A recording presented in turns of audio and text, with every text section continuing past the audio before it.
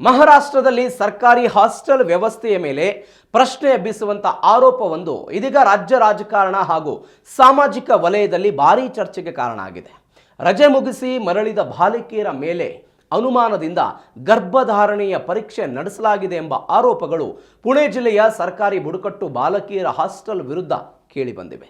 ಈ ವಿಚಾರ ಸಾರ್ವಜನಿಕವಾಗಿ ಹೊರಬಿದ್ದ ಬೆನ್ನಲ್ಲೇ ಆಡಳಿತದ ಕ್ರಮದ ಬಗ್ಗೆ ಆಕ್ರೋಶ ವ್ಯಕ್ತವಾಗಿದೆ.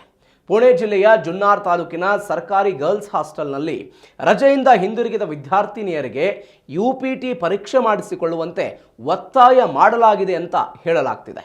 ಇದು ಬಾಲಕಿಯರ ಗೌಪ್ಯತೆ ಮತ್ತು ಘನತೆಯ ಮೇಲೆ ನೇರ ದಾಳಿ ಅಂತ ಮಹಿಳಾ ಸಂಘಟನೆಗಳು ಆರೋಪ ಮಾಡಿವೆ. ಈ ವಿಚಾರ ನಾಗೂರ ಚಳಿಗಾಲದ ಅಧಿವೇಶನದಲ್ಲೂ ಕೂಡ ಚರ್ಚೆಗೆ ಬಂದಿದ್ದು, ಶಾಸಕ ಸಂಜಯ್ ಕೊಕ್ಕೆ ಸರ್ಕಾರದಿಂದ ಸ್ಪಷ್ಟನೆ ಕೇಳಿದರು.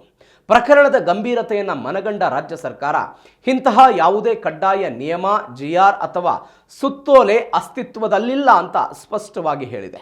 ಇದೇ ವೇಳೆ ಮಹಿಳಾ ಆಯೋಗ ಸ್ವಯಂ ಪ್ರೇರಿತವಾಗಿ ತನಿಖೆ ಆರಂಭಿಸಿದ್ದು, ಇದು ತಾರತಮ್ಯ ಪೂರ್ಣ ಹಾಗೂ ಅಸಂವಿಧಾನಿಕ ನಡೆ ಅಂತ ಅಭಿಪ್ರಾಯ ವ್ಯಕ್ತಪಡಿಸಿದೆ.